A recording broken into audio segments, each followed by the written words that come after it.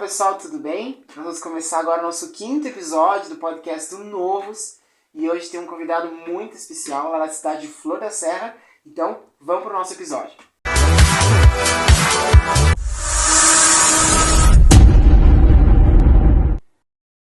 E está conosco hoje o presbítero Maico, que já está quase 12 anos aí à frente de igreja.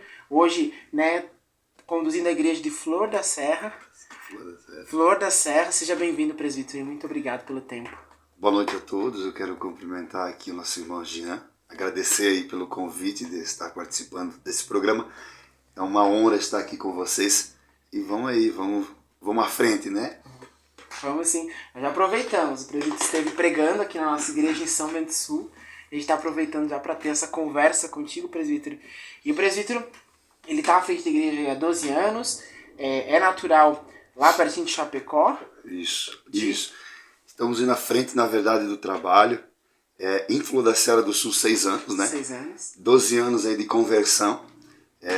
E realmente, sou natural lá da cidade de Chapecó, Coronel Freitas, né? Muitos não conhecem a cidade de Coronel Freitas mesmo, mas aí a gente coloca Chapecó porque é um ponto de referência. Mas somos natural dali sim, já. Entendi, perfeito. E então o senhor comentou que o senhor tem um tempo de conversão, então o senhor não nasceu na igreja, não. Né? Mesmo aqueles que nascem na igreja também têm a sua história de conversão, mas então o senhor encontrou Jesus durante a sua jornada. E como é que foi isso aí? O senhor conheceu Jesus, encontrou ele como? Olha, irmão Jean, eu não nasci na igreja, não vim de berço cristão, infelizmente, né? Porque isso é uma honra para quem consegue ter a família na igreja e então ter o prazer de vir de berço para a casa do Senhor. Mas comigo realmente foi uma conversão, um encontro com Deus, como foi ministrado hoje sobre a vida de Paulo, né? Eu tive esse encontro com Deus e aí a partir desse momento então foi provavelmente, se não me falha muito a memória, em 2009 a 2010, onde eu encontrei Deus na minha vida e começou tudo novo. E a gente sabe, né, que quando Paulo encontra Deus, quando Paulo encontra realmente Deus, ele muda tudo, né? Muda. Se torna um divisor de águas na sua vida, né? Aquele Jesus que ele encontra no caminho de Damasco muda a história dele. Ele não sai de lá do mesmo jeito. E como que o senhor percebeu que aquele encontro não era apenas agora uma emoção, não era apenas algo assim, aconteceu algo místico, mas que realmente se encontrado agora o Salvador. E isso mudou a sua vida. O senhor percebeu essa mudança de atitude? Sabe, irmão Jean, que a gente vem de uma família do catolicismo muito forte. Né? Aquela família onde o pai obrigava a estar na missa nos domingos. Então tu tinha o coração, querendo ou não, esporadicamente falando, voltado para as coisas de Deus. Mas por outro lado, fazendo tudo aquilo que não agradava ao coração de Deus. E como eu sempre procuro me imaginar nessa situação, e como Paulo teve um encontro no caminho de Damasco com Jesus, eu tive esse encontro, mas eu sempre era impulsivo, irmão Jean. Eu sempre agia no impulso. E quando eu fui para a igreja, eu fui abaixo de briga. Não aceitava o cristianismo na minha vida. Como Paulo, por mais que defendia, né, as leis, crendo nesse Deus, mas agindo de uma forma errônica, né? Então assim estava eu, irmão Jean. E aí Deus me pegou dentro da igreja e começou a mudar dentro do meu coração. E o primeiro culto que eu fui foi onde eu senti muito forte a presença de Deus na nossa cidade natal, lá de Coronel Freitas, na Igreja Santas Missões. Eu tive o prazer de nascer, né, ser batizado. Foi ali onde que o Senhor me abraçou. E o Senhor me mostrou que realmente, irmão Jean, Ele é real. E a gente pode sentir Ele a todo momento. Isso é muito maravilhoso, irmão Jean. E é incrível porque, como humanidade, todos nós temos em nós um vazio que só Deus pode preencher. Né? E aí nós vemos várias disfunções aí, pessoas buscando preencher isso com vícios, pessoas buscando preencher isso com tantas outras coisas que não vão substituir Deus. Não. Então no final nós nos encontramos frustrados. E como que foi essa relação do Senhor? O que era? O que o Senhor estava tentando preencher no lugar de Deus e quando agora vem o verdadeiro Deus, isso se descaracteriza e agora o Senhor consegue ver algo vivo e que realmente completa. Quando em 2005 Eu passei por uma cirurgia cardíaca e prejudicou a medula. Então vim ficar de cadeira de roda, paraplégico, e sem possibilidade nenhuma de sair da cadeira de roda. E quando eu estou na cadeira de roda, irmão Jean, eu praticava ainda as coisas erradas, recebi o convite de estar dentro de uma igreja. E eu fui. Quando eu fui, irmão Jean, eu senti a presença de Deus, assim como eu havia falado anteriormente para ti, muito forte. E eu encontrei uma esperança, porque dentro de mim tinha um vazio quando eu estava na cadeira de roda. E esse vazio, irmão Jean, me impulsionava às coisas erradas. E eu achava que ali eu seria preenchido com cigarro, com bebidas, com drogas. Eu achava que ali eu seria preenchido, mesmo na cadeira de roda. E quando então eu encontrei Jesus, parece que aquele vazio que estava dentro de mim, me levando para as coisas erradas, né? Ele me impulsionou. É como se fosse ter dado um empurrão, irmão Jean, para perto de Deus. E aí, quando eu cheguei perto de Deus, irmão Jean, isso foi lá em 2009, 2010, ele me encheu da presença dele. E que hoje, desde então, eu venho me completando cada dia mais. Eu não sei se vai caber a resposta que o irmão me perguntou, mas eu me lembro vagamente, eu tenho isso para a minha vida como tese, irmão Jean, que quando Deus criou o homem e a mulher lá no jardim do Éden, antes mesmo da mulher, ele cria, né, todas as coisas, Gênesis 1, e quando ele vai criar o homem, ele sopra na narina do homem um fôlego de vida. E é esse fôlego de vida que no século XXI a humanidade sente-se vazio por causa do fôlego de vida. E quando nós chegamos a Deus, quando nós se aproximamos dele, o fôlego de vida, ele torna a soprar. E aquele vazio, então, ele passa a ser ocupado por Deus novamente. Então, às vezes, a gente vai para carro, a gente vai para casa, a gente vai para roupa, a gente vai para um monte de coisa tentando preencher esse vazio. E ele só é preenchido com Deus. E quando eu preenchi esse vazio com Deus, eu me completei na presença dele. E é incrível que quando nós olhamos do original, né, esse sopro de Deus no homem fala de um entendimento. Fala de uma capacidade intelectual. E aí quando nós olhamos para o contexto cristão, quando nós encontramos Jesus, nós começamos a olhar as coisas de maneira diferente.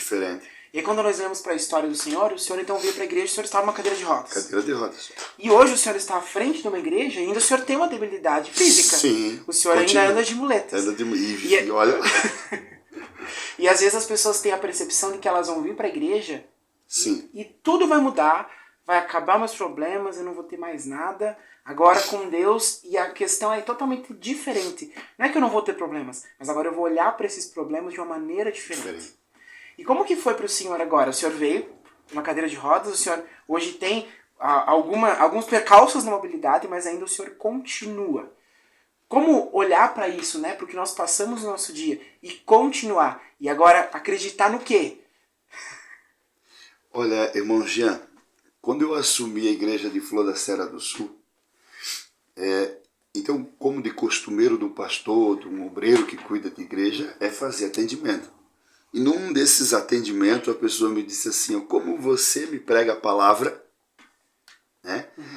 De um Deus que cura, que liberta, que salva, mas não te cura. E aí, queridos, nessa caminhada toda, irmão Jean, com Deus, eu tive uma intimidade muito grande com o Senhor e que me trouxe paz no meu coração, onde Deus eu pude plenamente ouvir a voz desse Deus dizendo assim, que é para Ele é melhor eu estar sem as duas pernas, praticamente te falando, do que com sem as duas pernas, indo para o céu, do que com as duas pernas indo para o inferno. Né?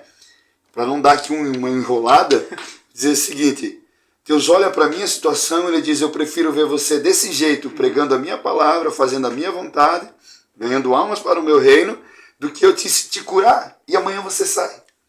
Porque nós precisamos entender que Deus ele é onisciente, onipresente e onipotente. Esses atributos só é dado ao nosso Deus. Amém? E se esse atributo, irmão Jean, é só dado a nosso Deus, quer dizer, eu, ser humano, eu não sei do que vai acontecer daqui a alguns segundos. Exato. E por eu não saber, Deus sabe. Então Deus olha e diz assim, eu sei o que você precisa, não aquilo que tu quer. Exatamente. Amém? E é incrível porque quando nós agora aceitamos viver com esse Deus, ele nos chama não a falar sobre uma vida com ele, mas literalmente viver uma vida com ele. E aí é uma diferença muito gritante em nós agora falarmos da Bíblia e nós vivermos ela como verdade. Quando eu olho para os profetas no Antigo Testamento, é algo que me chama muita atenção, porque assim, eles não viviam assim, Elias anotando, assim, fiz isso. Não, eles estavam vivendo aquilo em intensidade com Deus. Eles viviam com Deus. E aí nós somos chamados a viver isso. Isso. E a se apropriar. Eu brinco com os jovens, né, que muitas vezes Deus nos faz passar por processos para nós nos apropriarmos do testemunho. Certo. Porque é fácil dizer, confia, né? É fácil dizer assim, vai dar tudo certo. Aí quando chega a nossa vez... A nossa vez é complicado. Quando nós somos chamados para viver agora de maneira integral isso com Deus, isso é para todos. Na verdade, nosso primeiro chamado é esse relacionamento com Ele real, intenso, como o Senhor ministrou nessa noite. E o Senhor encontrou Jesus, mas quando que o Senhor percebeu que o Senhor estava te chamando para algo até mais fundo, para agora ir para a frente de igreja, para auxiliar, para ministrar a palavra dele? Teve um momento em que essa chave foi virando, aí o Senhor foi percebendo o Senhor te chamando para algo novo? Eu vou contar um pouquinho da minha trajetória dentro da igreja. Uhum. Quando eu cheguei para Cristo, ou melhor dizendo, o amor dele me constrangiu ao ponto que eu aceitei ele, desci as águas do batismo. 3 anos depois disso, afloresceu esse chamado. Mas para nós entender um pouco melhor como que funciona, vamos dizer dessa forma, o chamado na vida de um cristão, eu não queria cantar, eu não queria pregar, eu queria cultuar a Deus. Eu queria ficar sentado no banco, ouvindo a palavra, voltando para minha casa, fazendo meus afazeres no outro dia. E isso foi simultaneamente por 3 anos. Até um dia que eu recebi o convite de estar louvando o nome do Senhor. E aí nós montamos um grupo e eu comecei a louvar. E através desse louvor eu comecei a pegar gosto. Não tinha voz nenhuma, mas eu gostava de fazer aquilo. E aquilo foi acendendo uma chama no meu coração.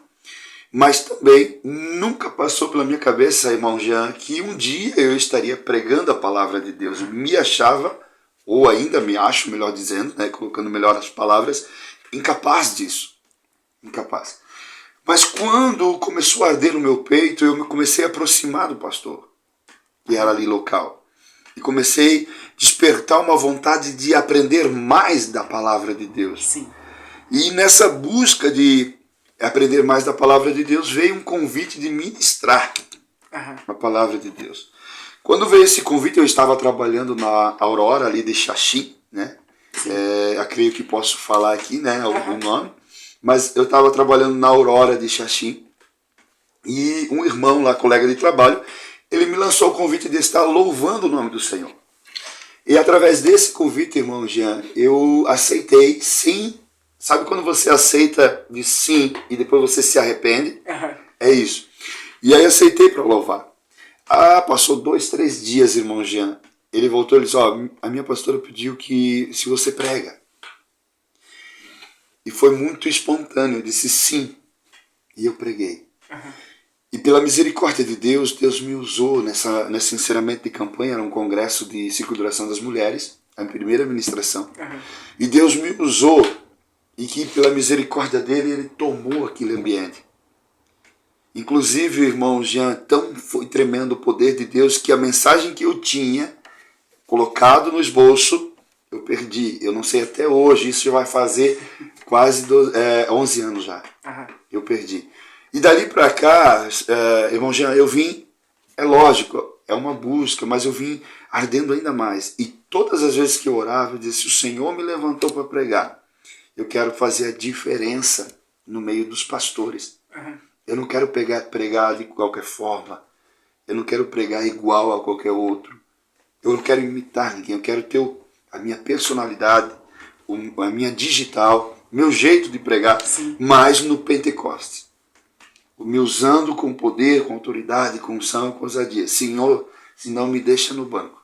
Essa era a minha oração. E hoje, tu vê que esse chamado floresceu ao ponto de Deus pegar e colocar você na frente da igreja, como bem aqui colocado por ti, e te mostrando que você é capaz de fazer alguma coisa. E quando eu olho para essa palavra, irmão Jean, eu até acabo falando demais, né? Tu me corta, porque o pregador vai longe. Não, é isso, essa é a ideia. Assim, e quando você é colocado na frente de um trabalho, o Senhor não tem dedo podre. Então tu olha para uma pessoa como a minha, com as suas limitações, arde no peito um chamado. Para muitos pode dizer da seguinte forma: mas de que jeito vai fazer a obra de Deus? Sim. De que forma que ele vai conseguir visitar? De que forma que ele vai pregar? De que forma que ele vai evoluir no chamado do Senhor? Sim. E eu tenho por experiência, irmão Jean, em te dizer que o Senhor não precisa que nós entendamos a forma de fazer. Ele precisa que nós entendamos que dentro de nós tem um chamado que Ele colocou. E estar dispostos agora. Isso. A Bíblia diz, muitos são os chamados, mas poucos escolhidos. E Ele não fala nos pouco, irmão Jean, porque Ele não quer. Ele fala no pouco porque muitos não querem. Porque muitos não estão dispostos a assumir esse chamado. Isso mesmo. É um peso, é uma responsabilidade. Vamos de novo para o exemplo de Paulo. Quando Paulo aceita esse chamado, ele vai fazer a obra de Deus. Depois da conversão dele lá, saindo as escamas, né, caindo as escamas dos olhos dele, ele vai fazer a obra de Deus. Eu te pergunto, Paulo sabia que ele ia ser preso? Não sabia. Ele sabia que ia ser naufragado? Passar por naufrágio? Passar uma noite na voragem, ou seja, uma noite na correnteza, ser chicoteado? Não sabia. Mas ele foi. E aí muitos olham para o nosso passado, ou olham para a história da Bíblia, e dizem, meu Deus, se é para sofrer isso aqui, eu não quero. Mas eu quero, só para terminar minha fala aqui, dizer da seguinte forma. Para você que vai me ouvir aí, olha só isso, você que está me assistindo. No chamado de Deus, irmão Jean, eu sinto a graça de Deus nesse lugar. No chamado de Deus, irmão Jean, Ele não vem contando para ti o que você vai enfrentar. Isso vem no pacote, a luta. Claro. E vai ter luta, presbítero, vai ter muito mais luta que vitória. Só que as vitórias que Deus te entrega supera as lutas que você sofreu. Exatamente. E é elas que te impulsiona a continuar nessa caminhada. Olha para Paulo. 1,60 m. Vamos dizer que no nosso linguajar de hoje, bandido. Sim. Né? Matador sanguinário. Transformador e libertador. E um cara que vai abrir igreja e sofrer tudo o que sofreu, ele poderia dizer, não, todo o meu diploma, eu não quero isso para mim, vou voltar a fazer o que eu fazia lá atrás. Mas as vitórias que ele tinha, os prazeres que ele tinha em ver um cristão mudado, uma igreja aberta, superou. Superou. E é incrível porque assim, às vezes nós criamos classes de cristão, né? Porque quando a gente fala de Paulo, a gente diz, não, Paulo é especial. A gente fala de Elias, especial. E no fundo, não.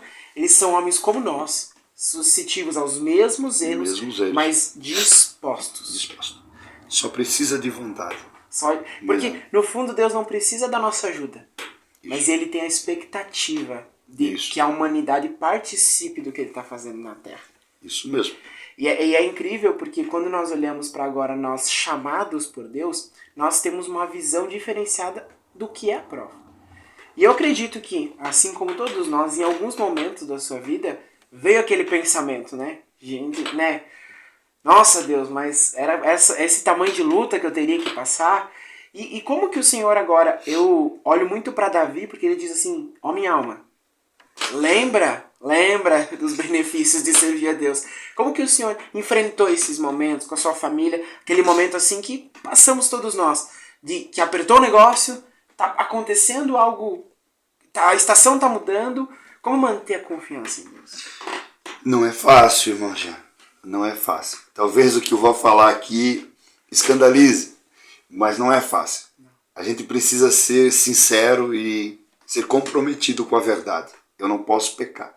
Por várias vezes eu pensei de pegar o meu telefone, ligar para o nosso pastor, dizer, olha pastor, não quero mais, vou fazer aquilo que eu fazia lá atrás, por várias vezes.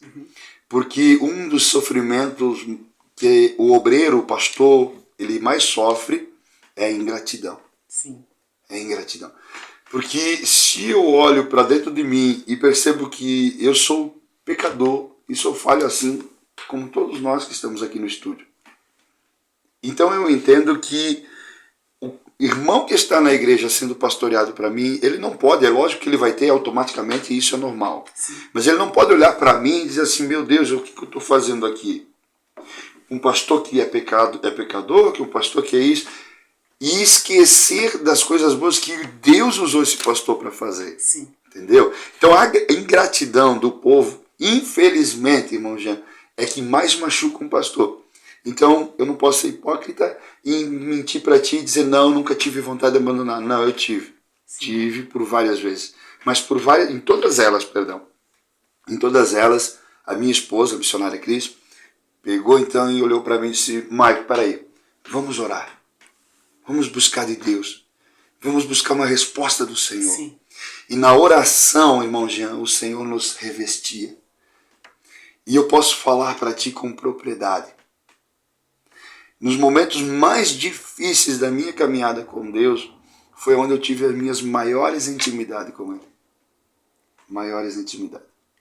E no fundo, né, quando a gente olha para o povo de Deus, se a gente parar para pensar, quando o povo agora é liberto do Egito, eles são levados para o deserto. Sim.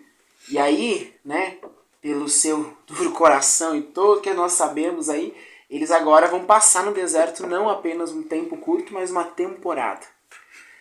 E aí Deus, no meio daquilo lá, ele começa agora a estabelecer um tabernáculo. Então o grande objetivo de Deus agora é, no meio de um deserto, criar relacionamento com o povo. Correto. Relacionamento com o povo. Então muitas vezes Deus nos leva a alguns desertos. E no fundo o que ele está dizendo é assim, se aproxima de mim. Isso. E agora, perfeito. A questão é que assim, muitas vezes, né, a gente começa a colocar a culpa em todo mundo, menos esperar que aquele momento que eu estou passando é Deus, dizendo assim, ó, eu estou aqui. Mas isso tudo, irmão Jean, me vem na mente somente uma coisa. Rebeldia contra Deus. Sim. Talvez você que está me assistindo vai dizer da seguinte forma, mas como rebeldia a Deus? Falou algo aqui muito importante. Tens colocado da seguinte forma, se nós olhar a tua colocação referente à desobediência, isso tudo, né, nos remete a lembrar de Adão e Eva novamente. Deus chega e diz, olha, desta árvore que está no meio do jardim, não coma. Pois Adão e Eva comem do fruto. E aqui está algo que você colocou na sua fala, irmão Jean, aqui. Quando Deus chega agora para prestar conta com Adão e Eva, ele diz, Senhor, foi a Eva, mulher a quem tu tem me dado. Então tu percebeu, irmão Jean, que o homem ele é perito apontar, em vez de assumir. E enquanto nós não entendermos, irmão Jean, que em vez de apontar alguém, nós precisamos assumir a culpa nossa e dizer, não, eu preciso mudar, eu preciso viver a totalidade de Deus na minha vida. O que é viver a totalidade de Deus? Entender que se Jó olhou para o diabo, ou para a mulher dele, dizendo assim, ó, nu vim do ventre da minha mãe, e nu voltarei para lá, o mesmo Deus que me deu é o mesmo Deus que me tomou. Sim. Então eu entendo, irmão Jean, que o diabo não tem poder na minha vida nenhuma. É somente Deus, filho. Entendeu, irmão Jean? É só Deus. Se eu entendo agora que é só Deus, então toda a honra e toda a glória é dada a esse Deus. Isso. Então eu consigo entender que seja bom, seja má, tudo provém do alto para o bem daqueles que o amam a Deus. E que o nome dele será glorificado. Glorificado. E quando nós olhamos para o pecado original lá, Adão e Eva, no fundo, o que Eva e Adão estavam querendo com aquele fruto era ter o controle. Isso. Era ser como Deus. Ser como e Deus. nós caímos nessa vala aí comum, que é estar no domínio das coisas. Correto. Só que quando a gente olha para nós, como nós somos criados, e até a ilustração do profeta que lá o anjo vai medindo mais fundo. Isso. Quanto mais nós entramos no rio, nós não vamos alcançar a margem. Nós não vamos alcançar o fundo dele. Não. Nós precisamos depender disso. E é o nosso relacionamento com Deus. Quanto mais fundo, nós não vamos conseguir ter o controle da situação. Isso mesmo. Mas Deus começa a ter o controle da situação. Isso começa a mudar. E o Senhor aí nesse tempo de igreja, aí à frente da igreja de Cristo, como que o Senhor vê hoje o tempo que nós estamos vivendo como igreja na Terra? Nós vemos o Senhor despertando muitos para um relacionamento mais profundo. E nós vemos a opressão se levantando justamente por causa disso. Mas como que o Senhor tem visto agora essa visão como anjo da igreja nesse sentido? Eu quero primeiramente deixar aqui uma fala minha, né, para vocês ouvintes também, aqui para o estúdio, que não é honra minha, né? Não é honra minha. Toda honra e toda glória é para Ele. Deus conhece o nosso coração. Mas não tem como nós, seres humanos, não se alegrar da forma que o Senhor está me levantando. Sim. A gente é ser humano, é carnal. E a gente vê quando a forma que o Senhor tem nos levantado, irmão Jean, para um avivamento. E você percebe, como foi ministrado hoje à noite aqui, que não é um avivamento emocionalista. Ele é pela palavra. Sim. Só que, por outro lado, como tu colocou aqui, desculpa a forma de falar tu pela intimidade, mas a forma que você tem posto aqui, irmão Jean, é muito interessante. Porque se eu voltar para a Bíblia não me dá respaldo de abandonar por causa do conflito. Sim. Muito pelo contrário, a Bíblia me dá respaldo para mim avançar. Lembra que ele diz, a porta do inferno não prevalecerá contra a minha igreja. Marche. Lembra quando Moisés chegou no Mar Vermelho e Moisés parou e disse, agora vem Faraó e agora vem os cavaleiros. O que nós fizemos? O Senhor olhou praticamente para eles, praticamente aqui ilustrando a cena. Ele disse assim, eu não te mandei parar. Por que parar? Marcha. Então, como cristão, eu olho para todo esse contexto. É desanimador? Infelizmente, às vezes é. Mas eu preciso ter o meu foco em Cristo. E quando eu olho para Cristo, Ele continua olhando para mim dizendo, marcha. Em frente. Marcha. Porque um dia, irmão Jean, eu vou prestar conta. Exato. Um dia eu vou ter que levar aquilo que Ele colocou na minha vida. Entendeu?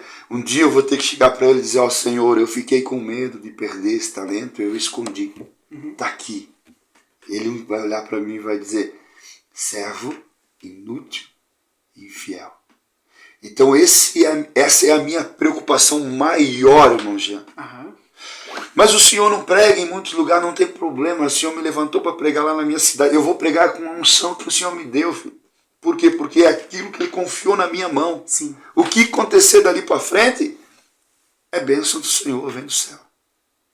E nós aprendemos a medir as nossas atitudes pelo politicamente correto e não por necessariamente uma inspiração do que Deus espera que nós façamos. Isso. Eu acho incrível, o Senhor tem ministrado muito no meu coração esses últimos dias sobre Esdras e Neemias, né? Porque eles foram grandes reformadores do seu tempo. Mas tudo iniciou quando eles encontram um livro. Sim. E aí eles relembram o que Deus já tinha dito. Isso. E eu acredito que o Senhor está nos chamando para a palavra para levantar reformadores desse tempo. Isso mesmo. Esses remanescentes. Glória a Deus. Mas a gente sabe que a letra mata. Mas a revelação do Espírito, ela vivifica. Sim. E a gente sabe que não tem como a gente agora caminhar sem ter agora o Espírito Santo nos conduzindo. Isso. E o Espírito Santo não é essa coisa mística que muitas pessoas criaram. Mas Não. ele é Deus Vivo. e uma pessoa de relacionamento. Como que o Senhor encontrou esse Espírito Santo? Que agora não foi mais apenas ler um texto na Bíblia, mas foi agora ter uma revelação do que o Senhor estava falando através daquele texto. Como virou essa chave na vida do Senhor? Irmão Jean, só respondendo a colocação sua ali, a letra mata, né? Realmente, é uma visão meio que turba. Quando nós falamos a letra mata. E concordo plenamente. Sim. Quando nós buscamos somente da letra. Perfeito. Né? Precisa haver um equilíbrio. Eu preciso buscar uma soma. Isso, querido. Nós precisamos. É isso que eu assim, ó, não sou aquele cara que arrasta um monte de pessoas que vão te assistir, que você é intelectual. Não, nada disso. Eu sou um Maico, simples, humilde, mas entendendo da seguinte forma, que se eu conseguir buscar um equilíbrio, o estudo, a letra, a perfeição, o conhecimento, porque a palavra diz, meu povo padece por falta de conhecimento. Então, se eu busco o conhecimento junto com a busca do Espírito Santo, ninguém consegue me segurar, ou quer dizer, o inferno não me segura. Entendeu, já? Sim. E aí tem muitas pessoas se privando, porque aí começa uma divisão. Ah, mas a letra mata, então eu vou buscar só do Espírito. Só que a falta de conhecimento mata. Exatamente. Da mesma forma. Entendeu? Exatamente. Vamos para Pedro. Olha Pedro. Pedro não tinha muito estudo. Correto, irmão Jean? Exato. Não tinha muito estudo. Mas ele tinha Jesus na sua vida. Amém? Então ele tinha Jesus. Vamos ilustrar essa cena agora que Jesus fosse o Espírito Santo como nós lá na época de Pedro, hoje. Entendeu? O Espírito Santo na nossa vida. Pedro tinha isso. Da forma que o Espírito Santo nos avisa aqui, cuidado, você vai cair, cuidado, você vai pecar. Jesus dizia, Pedro, dai a César o que é de César, dai a Deus o que é de Deus. Então, vamos simbolizar aqui, praticamente falando, que Jesus é o Espírito Santo, qual nós temos hoje. Pedro teve isso, sem estudo nenhum, e buscou disso. E quando Jesus sai, Pedro volta a fazer as velhas práticas. Sim. Tá me entendendo, irmão Jean? Sim. Então, quando eu busco somente de uma coisa, vai faltar na outra. Exato. Eu preciso ter um equilíbrio. E quando eu consigo encaixar esse equilíbrio na minha vida, irmão Jean, aí eu entendo a minha chamada, aí eu entendo o meu propósito, né? E aí foi aquela... Desculpa, irmão Jean, fala de novo a pergunta que o senhor fez para mim agora. Referente, depois que eu coloquei isso. Quando que virou essa chave de ter do seu lado o Espírito Santo agora? Isso. Então, quando eu comecei a olhar para a Escritura, né, eu não li ela muitas vezes, eu acho que eu li, se não foi umas 4 vezes ela toda, mas quando eu li ela, primeira, segunda, terceira, quarta, todas as vezes que eu fui ler ela, encontrava palavras que eu não tinha achado antes. E o próprio Espírito Santo foi me conduzindo agora para uma busca de entendimento dessa palavra. E a Bíblia diz que o entendimento vem pelo Espírito Santo. Então eu creio que dentro de mim o modo correto de nós ler a Bíblia é orar a Deus, pedir o entendimento do Espírito Santo, Ele vai nos dar, nos conceder, a gente vai ler. Só que, e buscar esse Espírito Santo, é a mesma forma, entendeu a minha colocação aqui? Sim. Então, se eu busco uma coisa, vai ter que me impulsionar para outra. Se eu busco o Espírito Santo, ele vai me impulsionar para a letra, para a palavra. Exatamente. E aí vem uma sede. Assim como a corça anseia pelas águas torrentes, é o Espírito Santo na nossa vida dizendo assim, ó, me busque mais, me busque mais. E aí ele te enche, como nós estávamos falando anteriormente, de ser preenchido pela presença de Deus, e que nós somente temos sede de buscar Ele mais ainda. E ser batizado por Ele, ter os dons dEle. Ele não proibiu os dons. Ele não disse que tu vai ter um só. Sim. Ele não disse, ó, Michael, você vai ter no máximo 2. Não tem uma regra para isso. Tem uma busca. Exato. Tem uma busca, irmão. Então, se eu olhar, querido, para a palavra que foi ministrada aqui hoje à noite, não está na questão assim do tempo que eu busco, mas na qualidade. E na intensidade. Na intensidade que é buscada. Entendeu? Então eu creio que assim, se nós buscar as duas coisas num equilíbrio, uma intensidade para esse equilíbrio, eu não adivinho, não sei como está o coração de Deus, vamos dizer assim, sim, mas eu acredito que agradaríamos muito o coração do Senhor. Porque no fundo, né, evangelista, o Senhor nos chama para ser constantes. Então, não adianta eu ler, né? E eu já fui essa pessoa, né? Eu lia lá, meu Deus, peguei um dia e li 30 páginas da Bíblia. Aí passa 2 semanas, Não lê mais. Nem sabe o que é a Bíblia. E aí depois 30 páginas da Bíblia. E no fundo eu não crio essa constância, né? Eu não mantenho o fogo aceso. Né? Quando eu vou lá de novo, meu Deus do céu, é cinza, é mais cinza, mais cinza. E para restaurar aquilo é mais complexo. Então nós somos chamados para essa constância em Deus. E como que o Senhor, né? A gente já falou um pouquinho sobre o que a igreja está passando nesse tempo. Sim. Então qual que seria uma mensagem do Senhor para a igreja nesse tempo, né? Para onde olhar nesse tempo? Falou algo interessante que Deus tinha tocado no meu coração antes, e deixar aqui para vocês essa passagem do Salmo 121. Né? Sabe que nós até comentamos a recém sobre a busca, o peso espiritual, esse confronto da igreja agora, coisa certa com as coisas erradas, essa perseguição que se inicia, né, contra a igreja.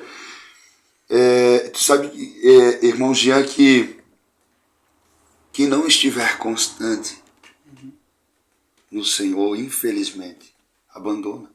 Sim. Sai. E aí eu começo a bater uma preocupação muito grande, não com a geração que se inicia. Tranquilo. Por que é tranquilo? Porque o Senhor está prestando conta, o Senhor vai dar conta, o Senhor está aguardando, vamos dizer dessa forma, o Senhor vai dar o crescimento. A obra do Senhor não para. Você perceba que nós estamos numa situação onde pastores, líderes dizem assim, o que será do futuro dessa igreja? Sim. Se não houver criança, não tem futuro. Uhum. A igreja vai começar a ser perseguida. Mas isso tudo é bíblico. Então, se é bíblico, eu não tenho o que temer. Eu preciso continuar sendo constante. Nós já sabemos o final da história. Isso, irmão. Deus já deu para nós o que vai acontecer. Sim. E aonde a igreja do Senhor que ficar constante vai estar. Sim. Olha que maravilha. Então, nós só precisamos, é Deus pegando para nós e entregando o manual. Dizendo assim, filhos, vocês só precisam fazer isso aqui. Ler mais, orar mais, jejuar mais, buscar mais, ser constante na minha presença, cultuar com os irmãos. Né? Jeremias 33:3 diz assim, clama a mim, e eu te mostrar-te-ei coisas grandes e ocultas. Show. Mas o que eu preciso fazer então, presbítero? O problema da sociedade, irmãozinha, o problema nosso, como humanamente falando, é que a gente busca o Senhor só quando precisa. Não é verdade? Eu vejo às vezes como pastor lá local, que quando está tudo bem, meu Deus, é tudo festa, a gente já ora com menos intensidade, a gente já vai mais para um churrasco, a gente já vai mais para uma... Tá me entendendo? Sim. Mas quando vem, isso teve a fala lá no início, né? Quando vem o sacode do Senhor, a gente corre. É só o cinto apertar que a gente lembra de Deus. Isso. Então, eu creio muito que o Senhor vai apertar o cinto. Nesses últimos tempos da igreja na terra, o Senhor vai começar a apertar. Não creio que passaremos a grande tribulação. Creio que seremos arrebatados antes da grande tribulação, até porque somos pentecostais. Mas o Senhor vai apertar o cinto. Sim. Mas não para desistir. Ele vai apertar-nos para nos impulsionar a uma busca com o Senhor. Perfeito. Eu creio muito que isso que eu te falei aqui é a forma que o Senhor está fazendo com a igreja hoje na terra.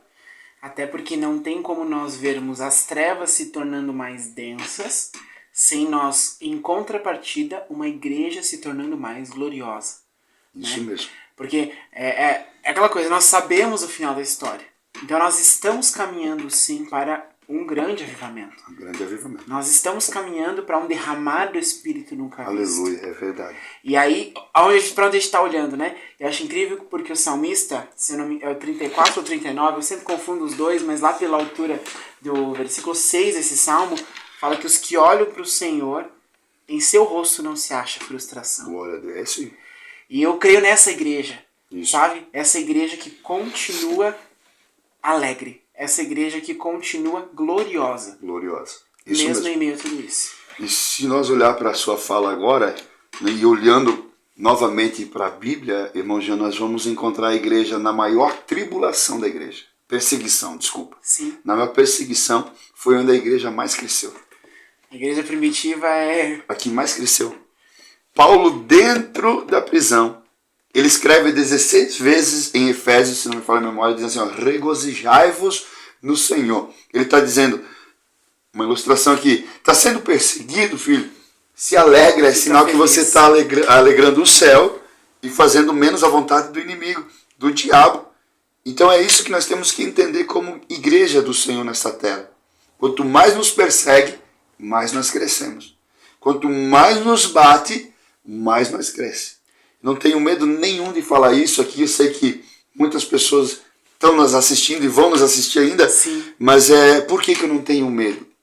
Porque maior, como disse, né, Deus, é quem está conosco lá em 2 Reis, se não me falha a memória, capítulo 6. Ele vai dizer, não tema. Eliseu diz para o moço, não tema. O inimigo pode vir cercar toda a cidade, mas maior é quem está com nós. E a igreja subsistiu. E aí a gente percebe o quanto que, no fundo, o que nós precisamos é de entendimento. E discernir as estações. O próprio Jesus diz, vocês sabem quando vai chover, mas vocês não discernem as estações. As estações. E próprio Paulo, na carta de Éfeso, na igreja de Éfeso, ele vai orar por entendimento. Isso. Acho que lá na altura do capítulo 1 ele já fala assim, eu oro para que a mente de vocês seja iluminada. Seja iluminada. E para que vocês tenham noção do tamanho da esperança que vocês têm. Isso. E caminhando até para o final, presbítero, como agora nós, cristãos, como igreja, que temos esse discernimento, buscamos esse discernimento, não deixamos com essa esperança vaze por nossas mãos e agora a gente, ao invés de ser uma fortaleza para as pessoas, a gente se desespera junto. Como eu citei aqui antes, o Salmo 121. Eu levo meus olhos para o monte. De onde vem o meu socorro? Se nós olhar um pouco do contexto dessa história, nós vamos ver que havia vários deuses naquela região. E o Senhor olha e diz assim, eu levo meus olhos para o monte. Da onde vai vir o meu socorro, gente? No meio de tudo isso. Né? Tem posto aqui muito bem. Aonde vai vir o meu socorro? Porque tem momentos que a gente vai se desesperar. E ele diz assim, no Senhor, que fez os céus e a terra. Ele está dizendo, eu te formei. Eu criei todas as coisas e tudo está no meu controle. Está desesperado? Não se preocupa, eu estou no controle. Ele continua no controle. Isso. A onda está batendo no barco, eu continuo com o leme na minha mão. Ei, está soprando muito forte, você acha que vai padecer? Eu continuo acalmando o vento. Nada vai fugir do controle de Deus. Nada. Exato. E é ali onde que nós encontramos a nossa calmaria, irmão Jean. Nós encontramos a mansidão na mão do Senhor. Sim. E eu acredito que nós vamos viver a plenitude de Deus. Através de saber e entender que Ele está no controle de tudo. Eu queria então, caminhando como o irmão colocou aqui para o final, deixando essa palavra para o nosso coração. Sim. Talvez você enfrentou luta nesse dia, talvez você está desanimado nesse dia, abatido. Talvez alguém te ofendeu, né? Alguém te maltratou. Eleva os teus olhos para o monte. Você olha e você diz assim, ó, não tem saída nenhuma. E ele diz, a tua saída está no Senhor. Foi Deus que te formou. Você lembra? Meu Deus, a gente começa a pregar aqui, ó. Mas você lembra de Jeremias, irmão Jean? Você lembra de Jeremias quando ele levantou para ser o chamado dele? Sim. Estava mil maravilha até o versículo 16, 17, se não me fala, do capítulo 16, 17 de Jeremias. Depois ele começa a desanimar, porque o povo era de duro coração, desculpa. Sim. De duro coração. Aí Jesus pega e diz para ele, Deus, vá lá na olaria. Não foi uma exortação para Jeremias, muito pelo contrário, foi Deus dizendo assim, Jeremias, você é um instrumento na minha mão. Exato.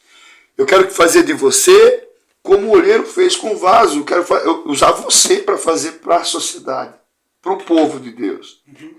Então, quando eu começo a olhar para esse lado, eu entendo que Ele me formou, ele disse para Jeremias, que tenho gravado na palma da minha mão, nada vai fugir do controle dele. Fica aqui a minha dica, eleva os teus olhos para o monte, que o socorro vem sempre do Senhor. nunca de fora. Não espera de coisa nenhuma aqui da terra. Porque se nós colocarmos a nossa expectativa no que é terreno, acaba, né? Tem o C.S. Lewis, ele tem uma frase, e lá em casa está quase se tornando, a gente repete ela muito, assim, porque quando a gente começa a se preocupar com alguma coisa, a gente fala, o que não é eterno é eternamente inútil. Isso é verdade. Então que nós possamos colocar nossas expectativas em Deus. E vai continuar a ter gente confiando em carro, gente confiando em cavalo, gente confiando na força do braço, mas a igreja de Cristo confia no socorro que vem do Senhor. Que vem do Senhor, isso mesmo. Glória a Deus. Muito obrigado, presbítero, por esse tempo, né, por estar conosco, por aceitar o nosso convite e que essa mensagem possa edificar em muitas vidas. Eu que agradeço, irmão Jean, pelo espaço, podcast, né? Novos. Que benção. Parabéns aí pela iniciativa. Fica nossas orações para vocês que venham a crescer cada vez mais. Foi uma honra, como eu disse aqui no início, estar aqui com vocês. Peço desculpa aí de algum atrapalho, porque a gente fala, mas e aí extrapola. Mas muito obrigado de coração pelo convite. Muito obrigado, presbítero. Amém. Calma, pessoal. Vamos para o nosso jogo rápido. Um versículo. Jeremias 33:3. Um livro ou um texto. O livro, meu pai querido, pegou, viu? Um livro ou um texto. Vamos colocar Paulo, um homem de coragem, de Wendell, se não me falha a memória. Acho que é isso. Sobrenome não vou lembrar. Tranquilo. Uma música. Uma música, porque ele vive. E um testemunho? Testemunho? Minha filha. É um grande testemunho do Senhor. Não podia ter filho, eu e minha esposa. E depois de 11 anos de oração, o Senhor nos concede. Hernani Vitória. Então agora, evangelista, pra gente finalizar, eu vou te pedir para fazer uma oração pelos jovens do Brasil, por todos nós. Amém, vamos estar orando sim, com certeza. Como foi falado aqui, o jovem é a nossa esperança da igreja na terra. Senhor, eu quero apresentar neste momento, Senhor, em nível nacional, Pai, a nossa juventude, nossas crianças. Eu oro pedindo, meu Deus, que as tuas mãos poderosas venham estar sobre a vida de cada uma delas. Toda afronta do inferno, Pai, contra as nossas crianças. Toda afronta do inferno contra a nossa juventude. Toda língua maldizente contra eles, dizendo que é uma geração de Nutella, uma geração que cai. Senhor, em nome de Jesus, não. Não deixe o diabo fazer isso com a nossa geração de juventude, com essa geração de crianças que estão se levantando. Não deixa, Senhor. Nós colocamos através desta oração, Senhor, humildemente, as nossas crianças do Brasil, nossos jovens do Brasil, em tuas mãos, ó Pai. E através deles, o Senhor vai varrer, Pai querido, esta nação num avivamento poderoso. Em nome de Jesus. Amém. Amém.